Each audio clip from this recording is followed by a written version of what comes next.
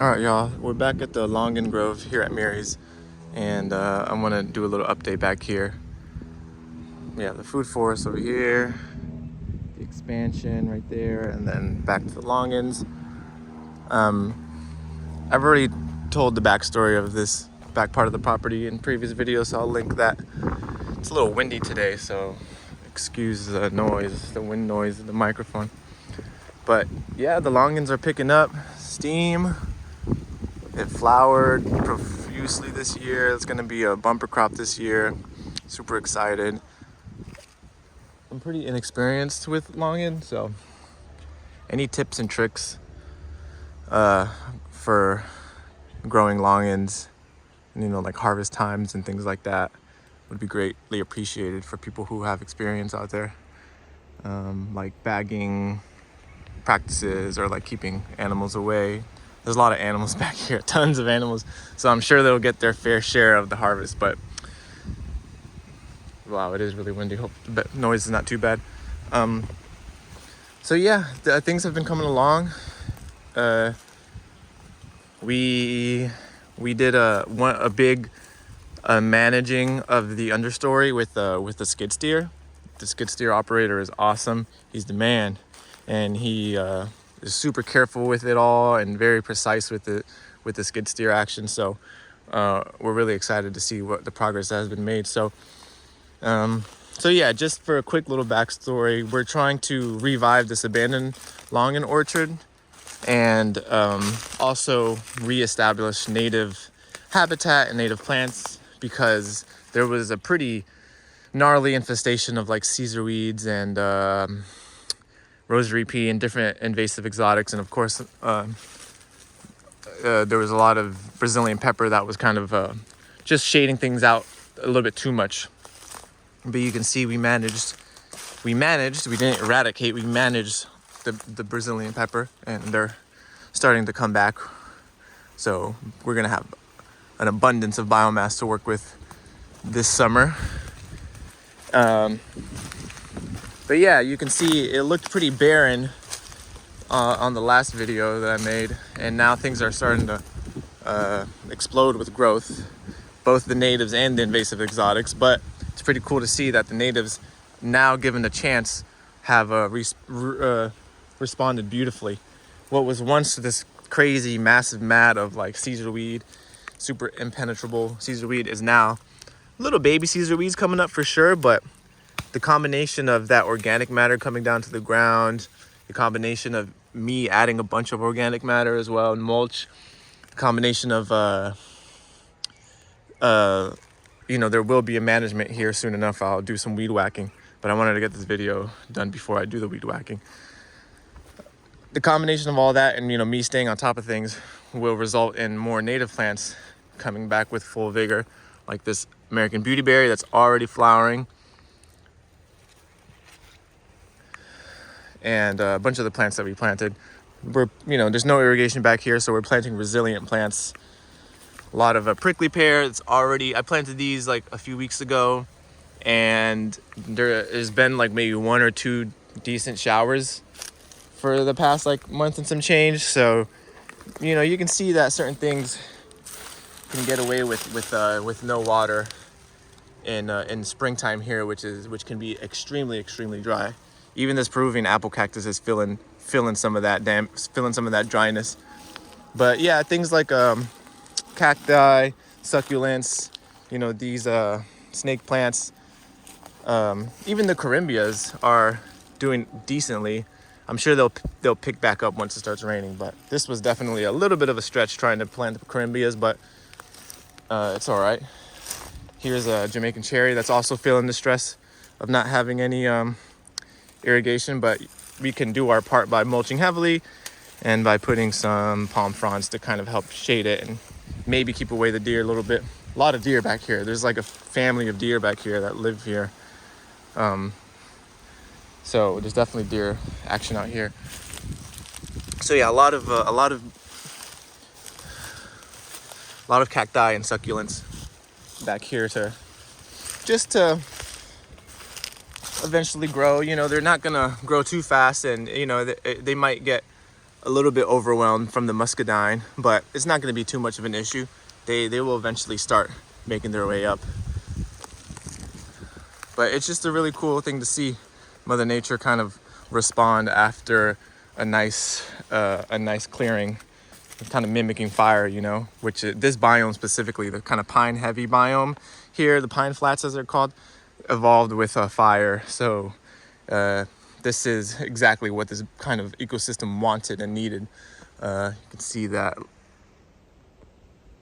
the longans are loaded. These native grasses, I'm pretty sure this grass is native, maybe not. I'm not sure exactly. The grasses are kind of tough for me. But either way, there is just a bunch of native plants coming back up, the muscadine grapes. Even though the muscadine grapes could be a headache, and I oftentimes talk about how annoying and frustrating it is to manage them, that's because usually when I'm dealing with muscadine grapes, it's because a system hasn't been managed for many years. And I guess I'll just talk a little bit about my opinion of these vines here, especially in this biome, like I said, that is very adapted to fire. While I do talk a lot of crap about how frustrating it is to manage muscadines and smilaxes and things like that, they play such an important role here in this biome. First things first, by creating a nice ground cover after a disturbance like a fire. I mean, look at that. It's just nothing but Virginia creeper right here, muscadine, smilax. You know, the rosary pea is kind of the competitor, that the invasive competitor that occupies the same niche, but there's not too much here. There's some back there, but in my opinion, it's these vines just do so many things for this ecosystem. So like I said, they produce a ground cover very fast, and then secondly, they start climbing up trees, right?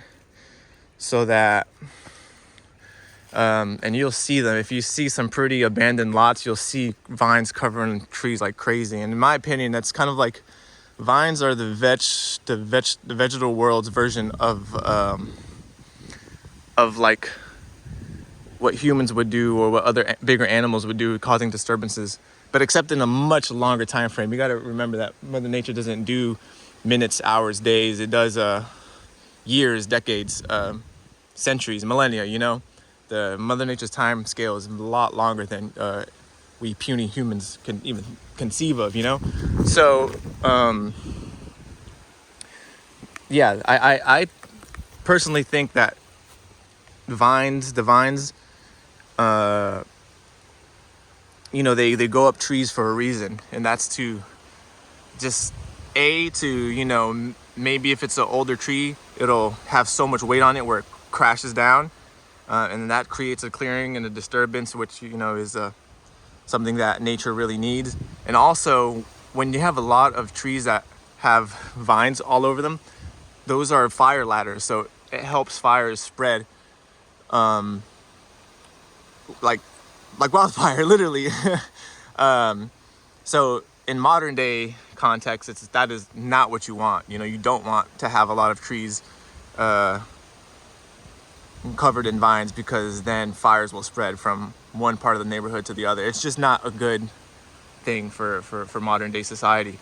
But if you were to think about, you know, natives managing landscapes, or not even before that, even if it was just lightning strikes or anything like that, the best way for Mother Nature to kind of get as much places burned as possible would be from the fire ladders.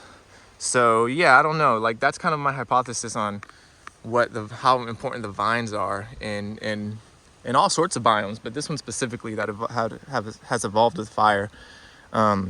So as much as I do talk crap about them because they are a pain in the butt to manage and pull off trees, I know that they're super important for the ecosystem, and in this context now, they're much more easy to control. I can control them with machetes, scythes, weed whackers, and keep it, now going to the natives thing, keep it how the natives would manage it. You know, they would manage ecosystems by having fires every year, every couple years, to kind of keep the vines at bay, I'm sure, and keep them fresh and young for the deer and other animals like rabbits and things that they used to hunt, that they hunt, so that they can have fresh food. And also they can have, natives used to use a lot of these, like, you know, a year or maybe 2 year growth, like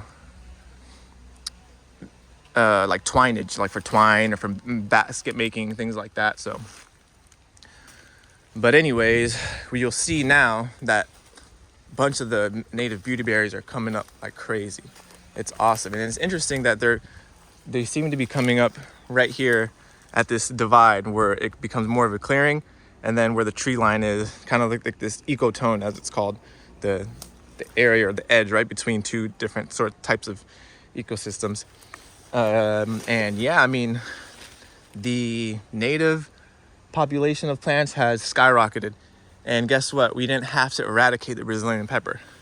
I think there's this kind of, like, what is the goal? Is the goal to eradicate invasive plants, or is the goal to bring back natives? If your goal is to eradicate native plants, then, you know, be my guest. Take all that energy and time to try to eradicate Brazilian pepper, you know, for it to stop spreading, whatever. But if your goal is to make native plants come back and have a native landscape, then you don't need to eradicate the Brazilian pepper. All you need to do is create a disturbance like it would have been back in the day with fire. And that's exactly what we did. And you can obviously see that the native beauty berries at least have come back with vigor. And if we keep maintaining the native beauty berries, it will be a sort of a kind of another canopy that'll help kind of shade out the other fast growing primary succession weeds, and then it'll give way for those other more fragile natives here, like the myrcines and the wild coffees and things of that nature. And also, this is going to provide so much food for wildlife. Imagine how much beautyberry is going to be out here. It's crazy. And we didn't lift a finger. Well, I mean, obviously the skid steer did. That is lifting a lot of fingers, actually. But we didn't have to destroy the Brazilian peppers, is all I'm saying. We just cleared the undergrowth of the very, very gnarly primary succession invasives like the Caesar weeds and the rosary peas and things of that nature. And we kept the higher succession species like Brazilian pepper intact, because they're not causing that much damage if you really think about it. So yeah, this is it's coming along really, really nicely back here. The Longans are here. I guess I'll go back in this little corner. You'll see a little bit of rosary pea activity here. But even the rosary pea, it's so light. It's so easy to cut at this stage. Just staying up on it is not that hard to do. And you see here, like this little area right here has the pines up above, a lot of pine duff falling at all times, which helps keep some of those early succession species at bay. Because if you think about Caesar weed, and if you ever pulled up a Caesar weed, its root system is amazing. One of the most beautiful root systems I've ever seen. It's so hard to pull up a Caesar weed because of their amazing root systems. And that's because their ecological function is to break up that super compacted soils that happen after, you know, a land clearing of some sort, where they just grade everything. And if you've ever seen a construction site here in Florida, anywhere for that matter, you'll see how much these heavy machines, you know, they compact the earth so much. And so the Caesar weed will come up on that, because that's their function, is to break up that super compacted dirt so that higher succession species can make their way in. The beauty berries can make their way in, you know? So what may look like just this this horrendous field of Caesar weed, in reality is just, it's just the same reason you'll buy, you know, tillage radishes, right? Like it's breaking up that compacted soil so that whenever native seeds or any other seeds enter that area, they have more of a chance to survive. So yeah, guess I'll just stop rambling and keep going. I guess I'm just a little bit passionate about it because I see how well it worked to just come in with the machinery very deliberately and very intelligently, not in the war mindset of we have to go to war with these Brazilian peppers and destroy them all. Because if you do that, I've said this in previous videos, if you do that, then you're just going to create so much more of a problem. You see, most people, what they want is to get rid of the invasives and to have their land look like this. And this is the ideal place for more Brazilian pepper, more Caesar weed, more, we might be building something here, so more of that nonsense to sprout again. See, look at Caesar weeds are coming right back up. They love this. They're starting the root system. They're starting ecological succession from the ground up, and a lot of these grasses as well. So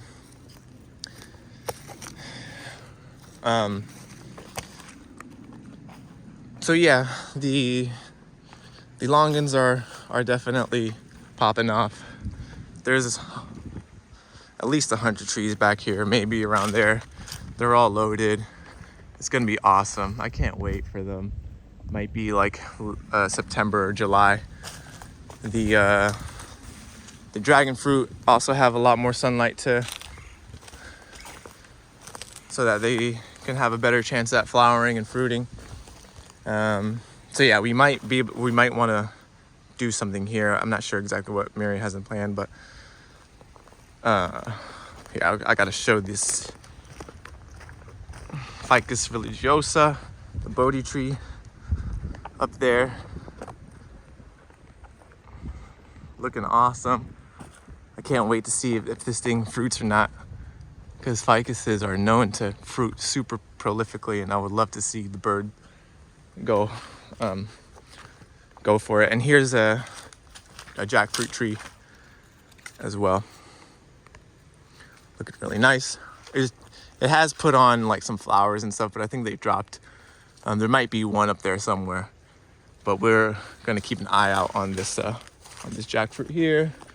So all that is Longans. We haven't had much time to be back here now since we're working more in the actual food forest, but I really want to show y'all this. Mary has planned like a little outdoor shower kind of thing here in this little cozy spot that the Brazilian peppers made. So I really liked this area, so I kind of worked a lot in this area because it was like a cozy little spot here, and I was like, man, there's something feels right about this. And so she recently had Douglas, the skid steer operator, come in and make a little pad here so that we can put an outdoor shower. So we're probably going to clean this up a little bit more, clean up some more Brazilian peppers.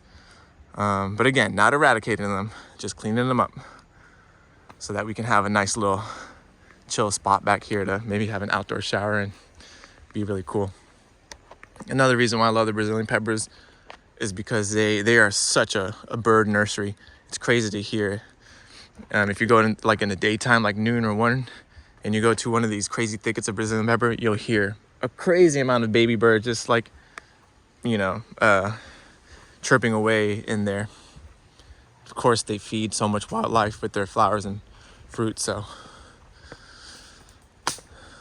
yeah, we're gonna slowly phase these Brazilian peppers out as well. I'm not trying to be an apologist to the Brazilian pepper. I'm just trying to say that we can work with the Brazilian pepper and not expend so much resources and poison. You know what they do? Ecological services, quote unquote, they'll go to places and poison the Brazilian pepper, and it'll be nothing. I'm not against poisoning it if it actually worked. Thing is, it doesn't work.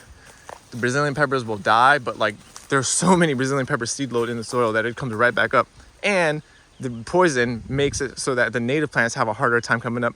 So it's just like you're doubling down on stupidity, because the native plants are not going to grow in the Roundup infested soils, and the Brazilian pepper is just gonna come right back up anyways. So it might look like they did a good job because all the leaves are gone and all the it's like looks like a dead zone, but that's just literally the worst way to go about doing it. Sure, the seeds are not going to get spread for those couple months or whatever, but at what cost, you know? So it's my opinion that we should be focusing more on doing more mimicking what was happening here for thousands of years, and just kind of clearing the undergrowth periodically, letting the natives come back up, and slowly but surely having them outcompete the invasives. So that's it. There's a lot of this native. I think this is like a native mint relative. Yeah, definitely a Lamiaceae. Super tiny little flowers here. Kind of cool. But yeah, so the plan for this open area is to incorporate some more rugged trees like loquats, maybe some. Actually, we're not really sure. We're just gonna start now for the easy, set it and forget it kind of things, like the succulents and the cacti and all that, and then later we'll probably try to see what can do good here. Things that'll feed both mainly the wildlife, but also us down the line. But anyways, that's all I wanted to show, was a little update back here. Kind of rambled on a little bit too much, but like I said, it's really cool to see the response of Mother Nature. Look at this. Look at all this muscadine. That is insane. Nice ground cover of muscadine shading that soil so fast, making it so that there will be less Caesar weed over time. Awesome.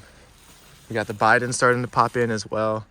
But more than anything, the beauty berries have been going crazy. It's so awesome to see the amount of beauty berries that have coming up. So yeah, let's have the mindset of revitalizing native habitat and not have the mindset of trying to destroy invasives. Because if you have the mindset of trying to destroy the invasives, it's a recipe for more invasives. If you have a more working with nature mindset of how do we make it so the natives could come right back up really easily, then you'll have results. So if we incorporate that in the forestry department and the ecological services companies, whatever, then we might have a much better result than poisoning Brazilian pepper and having dead zones where natives can't even come up anyways. So anyways, that's my spiel for the day. We got tons of longans. It's gonna be awesome. Still got some cleanup to do back here, but like I said, we have our hands full with the food forest and the expansion of the food forest. So that's all for today. Peace.